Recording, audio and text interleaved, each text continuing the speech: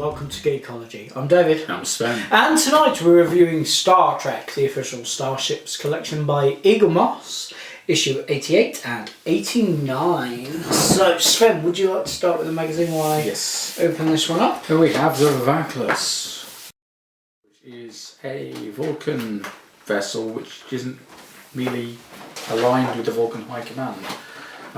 This has a bunch of Vulcans on board who do a bit of a cyborg, let's be honest. It is a Vatosh Couture, the Vatosh Couture are the people on board who are the laughing Vulcans with their dogs. It is a transport ship from the 22nd century. It's 110 metres long, capable of warp 4, has particle beam cannon. It's Nick Galvatron's weapon. You're not Captain Taven. I'm surprised why it wasn't involved. Anyway, there we go. One nice picture of the Vahklas and the captain himself. And we have some images from the episode. Fusion, wasn't it? The end of the episode. And there's the engineer on board who becomes friends with Trip. Topographical view with possibly a little bit of a mind rapey thing going on down there. Passenger accommodation, yes. Warp nacelle casing, main bridge, natural sensors, coils, impulse engine. At least it has some. It does have the warp. Does it? Oh dear.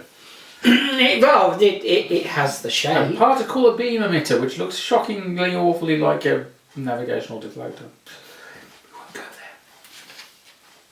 We have designing the space fighter from Buck Rogers in the 25th century. Am I wrong? No. No. We Vulcaned up Buck's ship. Vulcan up Buck ship. Yeah. Try saying that a few times after a beer.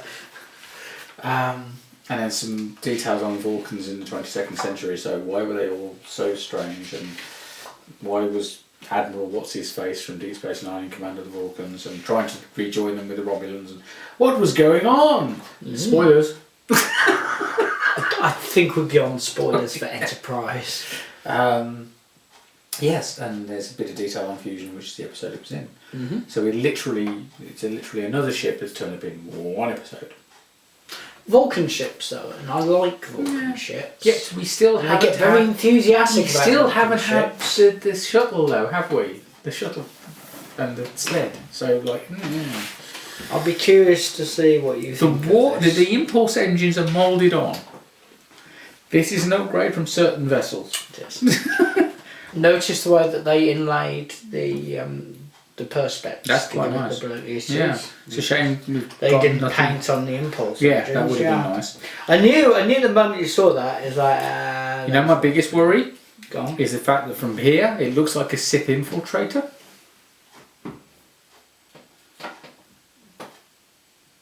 You expect Darth Maul to just jump off it at any minute. I suppose. Do you know what's more worrying? The fact that you know what a Sith infiltrator is. There we go. Why do I know that? Help me. Because it's a disease. Just after Christmas time and Star Wars is out.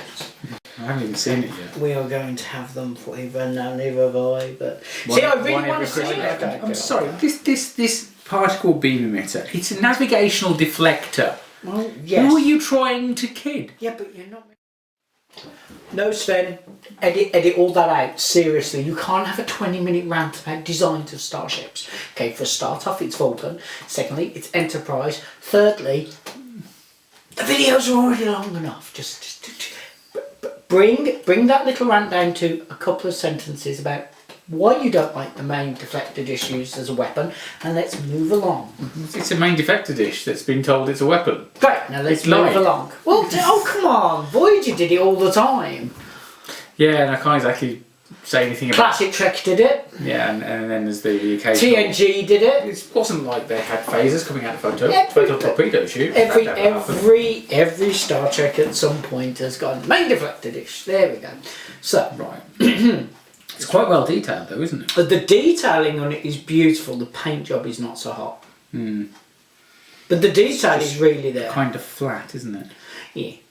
Which is impressive with the metallic paint job. I like the way they did the warp nacelles. Yeah, and they've picked out little bits, but... They have, but just not a great deal. Yeah.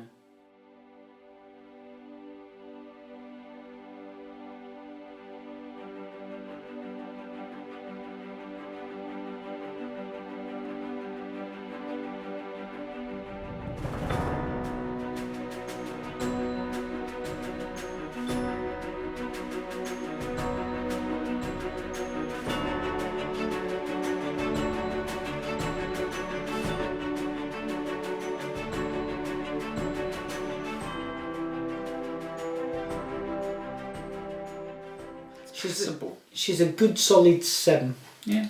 See, I would have quite happily given it an 8.5 if they'd have actually picked out some of the beautiful design work that they've put in there. But Yeah. they haven't. They've used like a wash there and here, and that's it. They've not done a vast Doing amount there. something so that the impulse engines were red might have been nice. Really hard to do on that, but yeah, you should have at least been able to discern a colour difference. Yeah, completely. Okay, So let's 7, move did you on. say 7? I'm giving it a 7. Yeah, I think I would agree. I would have liked to have given it an 8, but they didn't pick out the details there. But it's not. There's nothing hideously wrong with it, it's just... No. It's okay. And it's executed reasonably This well. is going to be an interesting review because I know NCC 1701 it says on the hull. Feel about this. At no point says J on the hull, it just says NCC 1701. But it's the J, we know it's the J, because Squid Boy, who was in, what? Nothing, carry on doing the magazine. You know, Crewman Daniels, who turned out to be Officer Daniels, who turned out to be one of the squid creatures from Galaxy Quest. Yes, he was the one who said it was the J. Universe class, launched in the 26th century, operated by the United Federation of Planets. Length 3,219 metres, which means that, roughly speaking, it's the same as 6 Galaxy class starships end to end, which is nice. Just out of curiosity, what's the crew complement of a ship that big? Unknown. Let's think about what it would take to run a ship. I that would big. guess at about somewhere between 5 and 10,000 people. I think it's closer to 10, but what the... Possibly 12 if you But that's ridiculous. Think about it. One spatial anomaly and you wipe out a couple of generations of Starfleet officer in one go. You wipe out the Academy. I'm imagining Yeah. that's holding quite a lot of little ships somewhere in it, because Well, apparently there's no idea highways how they inside did it. it. Well, it was all theoretical because we weren't actually given any data. Right, so type, multi-mission explorer, Affiliation Federation, 26th century, 3,618 metres, crew unknown, weaponry unknown, but bloody powerful, I guess at that point. I would have thought. There we have the shot of the J that was basically in one of the calendars. I don't think that's the same shot they used on the show, was it? No. And there's some topographical views telling you nothing about what anything on it is because we don't know. Those obviously the warp nacelles. The navigational deflector is at the front.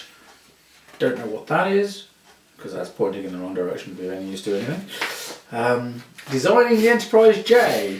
Doug Drexler was basically let loose. Here's the answer. He's trying to make it something look weird and futuristic compared with the current technology that was running around in the shows. So yeah, I think He succeeded. succeeded. Yeah, totally. And remember, nothing succeeds like a budgie with no beak. Matron. There could have been worse ways of explaining that. So let's be Let's just be happy thankful with for that. There's some of the other versions of the vessel he was playing with, what ended up in the Altair class, and the Altair class with added saucer section before we ended up where we did. It's all quite intriguing. It is, because it's not exactly like there's a ton of information kicking around about the ship. And there's the 2 mile long J. And in my head, that saucer section rotates. But, don't know. It's probably done. Why Just would it maybe strange. rotate? Don't know. Gravitational. Okay. And when I first saw it, I just thought that looks like it rotated round. So what would have been more interesting, yeah, is if they hadn't made it so wide, now had this in, and then this literally went. Anyway. I'd like to know how it saucer steps. If it saucer steps. If it's saucer. Because I would assume that the saucer would have to come out the side. Possibly. As a design. But that design would allow for that to happen. So that'd be intriguing. Here's a little bit detailed on Doug Drexler himself, who I think started on as an animator and concept artist right at the beginning, didn't he? He's a very interesting Before Benny. getting involved. So yeah. And then a bit of detail about Azati Prime, which is the episode that the J turned up in, and some of the other background information. I'm really looking forward to the next issue. It's a Romulan! I know, but it's a pretty Romulan. There you go.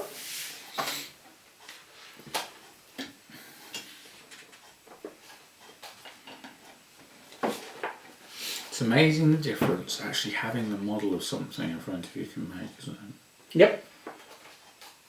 Because the angles of every image you ever saw of this, it's never enough to give you... An actual concept, yeah. And we never saw it moving on screen, so... Oh, come on, he was on screen for what, 0.2 of a second? In a background shot, yeah. I really like that design. Yeah. It was in Voyager, wasn't it? That's probably why.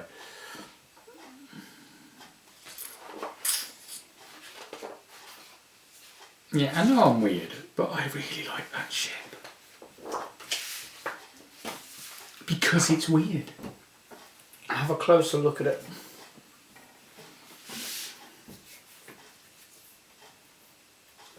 My God, the registry number's on it. Yep, and the name, the full name. Wow. Considering the size of that. Considering how often they've cocked up on some of the other ships, that's It's going to amazing. be a real pain in the arse to get a clear photo of that. Yeah, wow. You might have to do it through the lens. Have a gander at how they did the warp nacelles as well. Ooh. You don't really pick up on it until you use a magnifying glass properly. Oh, wow. Yeah. So they can manage that sort of detail. You do realise this went back to Doug Drexler about 10 times. Have you noticed that ships that do go backwards and forwards a few times end up being a smidge better? Yeah, like the refit of the NX-01. Which admittedly was missing a little bit of detail, but you know, if Doug Drexler, who designed the thing, didn't care, I'm not gonna. I can't believe they put the registry number on. I can't believe they got the nacelles like that. That's fragile as hell, but wow. I never thought I'd be able to do anything like this. Now, why can't you do the scimitar and the Narada then? You can pull this off. That's a shame about that joining line. You know, I'll be honest. But I'm not sure that how else to didn't do bother it. me that much.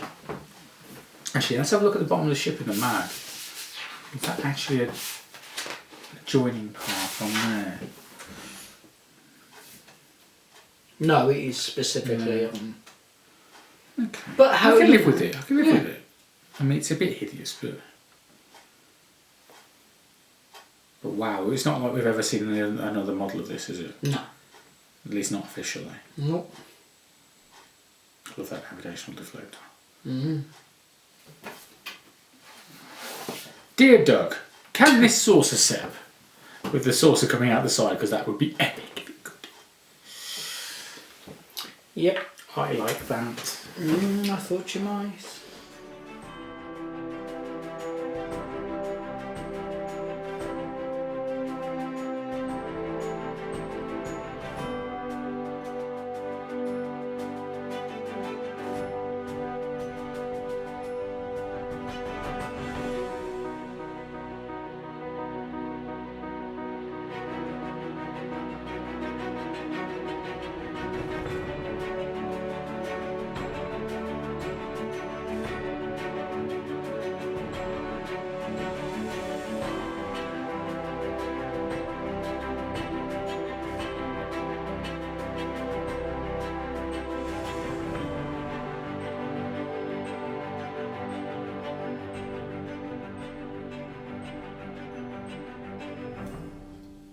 Ladies and gentlemen, welcome to the first ship that will be cherry picked from the collection. Now I'm not getting every issue. Number 9. Bing!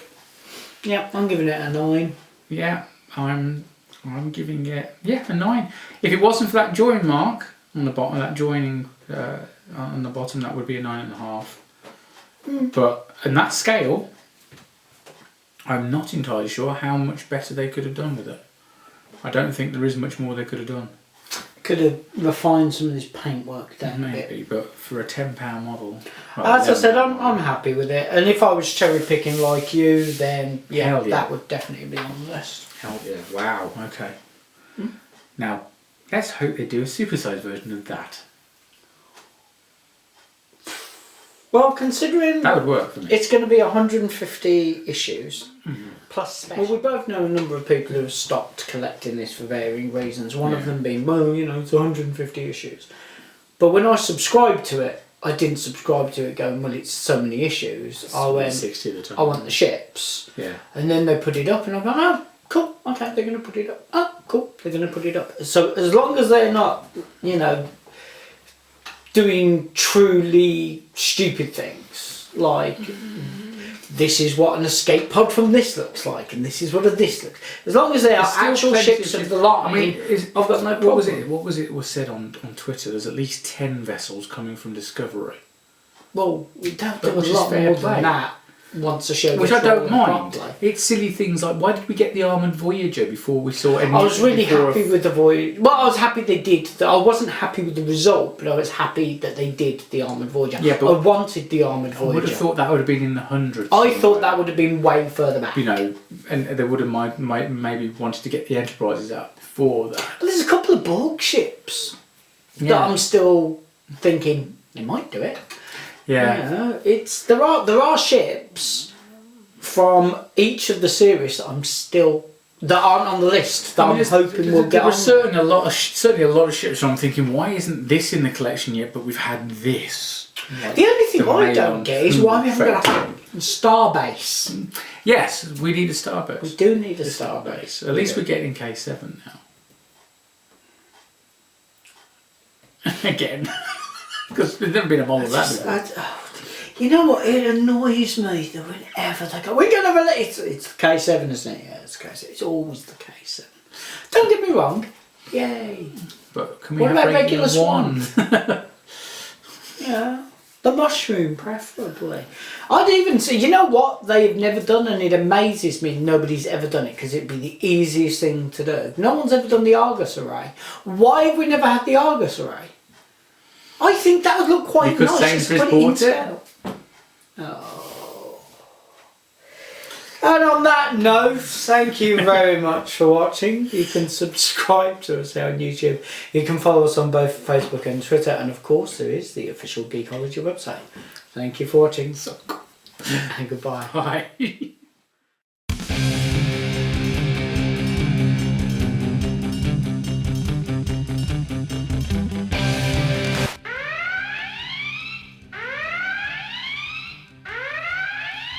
I haven't even seen it yet. We are going to have them for you, and now neither have I. But One- see, I one really every want to see Christmas it. for the next I 5, really 6, want to see 7, it. I just 10 don't years. want to sit in a room full of Star Wars fans. So 3, 2, 1. It's off the stand. Right, J-cloth. Oh, you should be ashamed. I am. Okay, go on.